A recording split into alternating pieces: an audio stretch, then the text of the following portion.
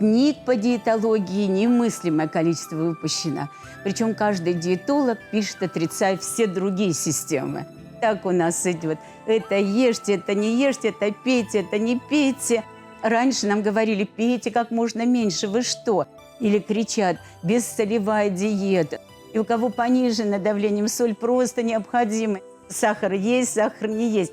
Это тоже зависит от степени нашей памяти. И если вы сейчас не съедите сладкого, ваш мозг просто не сработает. Да слушайте свое тело. Вы самый главный диетолог в себе. Диетологов сейчас огромное количество. Книг по диетологии немыслимое количество выпущено. Причем каждый диетолог пишет, отрицая все другие системы. Он входит в какую-то систему, затем ее просматривает и делает антисистему. Потом приходит следующий, он уже не может сделать ни то, ни это. Да, все ученые так работают, в принципе. Они же берут симбиоз из разных книг и затем начинают делать что-то свое такое. Что-то свое уникальное делают, потом находят людей, которые с удовольствием это испытают на себе и снова говорят, и так у нас идет. Это ешьте, это не ешьте, это пейте, это не пейте. То, значит, нас надо высушить абсолютно. И когда вот мы были... Раньше нам говорили, пейте как можно меньше. Вы что? Мы по полстаканчика выпивали, потому что нам запрещали пить вообще больше. И воду не пили, а пили какие-то напитки. Тут вдруг появляется платная вода. Это бутылированная вода. Ее надо срочно продать. И тогда начинает идти маркетинг, что, пожалуйста, 2 литра воды в день и не менее того. И люди начинают пить эту воду.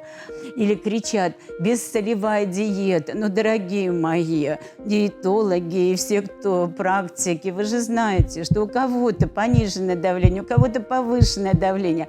И у кого пониженное давлением, соль просто необходима, иначе они будут терять сознание прямо здесь. У них будут мышцы сводить судорогой даже во сне. Им необходима соль сейчас, у них натриевый насос должен работать внутри. А те, у кого повышенное давление, те могут себе позволить отказаться от соли, потому что им не нужно его повышать. Дальше мы смотрим про сахар. Тоже сахар есть, сахар не есть. Это тоже зависит от степени нашей памяти. Есть люди, которые, если они не съедят что-то сладкое, у них мозг вообще не может контролировать происходящую ситуацию. И если вы сейчас не съедите сладкого, ваш мозг просто не сработает. И потом вы будете задней памятью пытаться внутри себя. Ах, надо было вот это сказать. Ах, надо было к этому подойти. То есть вы упустили время. Чтобы не упустить время, но необходимо мозгу сладкое.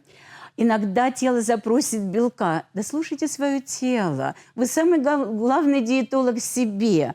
И не ставьте себе никогда никаких обычных размеров, что если у меня такая длина, то обязательно должен быть такой вес. Но ведь по-разному все кости весят. Ведь по-разному у всех идет строение. Ведь бывают люди, которые по килограммам очень велики, а косточки у них такие плотные, что у них весят только кости. Выглядят они абсолютно худыми людьми. А есть люди, которые, наоборот, весят очень мало, а выглядят очень полненько, плотненькими людьми, да потому что у них косточки почти ничего не весят, они вот такие. То есть мы все разные по составу. У нас разный состав крови, у нас разный состав клеток, у нас разный белковый состав. Мы белково-нуклеиновая форма жизни, у нас разные нуклеотиды. И поэтому, если на данный момент вам необходима какая-то подсказка, спросите лучше ее у гастроэнтеролога. То есть спросите лучше, вот я не переношу эту пищу, а я ее очень хочу. Ну, а если вы меня спросите, я вам скажу очень просто. Во времени есть возможность работать по антизнакам и по антиплану, то есть разуплотни это, и тебе этого расхочется. Когда мы идем за помощью к кому-то по еде, пусть это каждый посадит напротив самого себя и спросит, что ты уже переел, а что тебе сейчас хочется.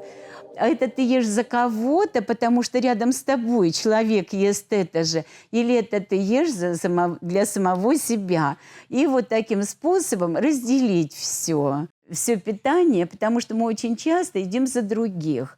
А это необходимо иногда. Надо поработать на общей траектории. И зачем тратить внутреннюю энергию тела на то, чтобы работать с кем-то? Вот приходит ко мне человек, я знаю, что я сейчас с ним на рыбке отработаю.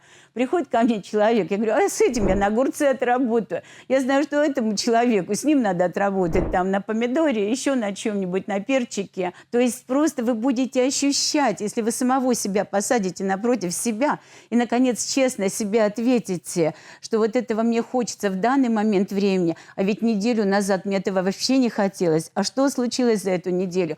А оказывается, все контакты поменялись за эту неделю. Оказывается, другие люди ко мне пришли. Оказывается, я в другой город переезжаю. И еще самое интересное, что когда вы меняете этносы и эгрегоры, у вас тоже появляются совершенно разные пищевые предпочтения, потому что природа помогает, изо всех сил нам помогает. Она говорит, вот сейчас тебе это надо, ты это съешь. Единственное, что надо на диетах, это знать, что вас отравит в данный момент, а что вам можно съесть. Ну и все отравления. Ну, то же самое по часам, допустим. Очень легко. Не ешьте после 6. Очень легко. Вроде как легко. Просто не ешьте после 6. А если человек родился ночью, а когда мы рождаемся, и когда нас впервые приложили к груди, это самое время подкрепить себя. Тогда мы через пупок себя подкрепляем, и все. Ну вот, допустим, кто-то начинает в 11 ночи обязательно есть. Выглядит.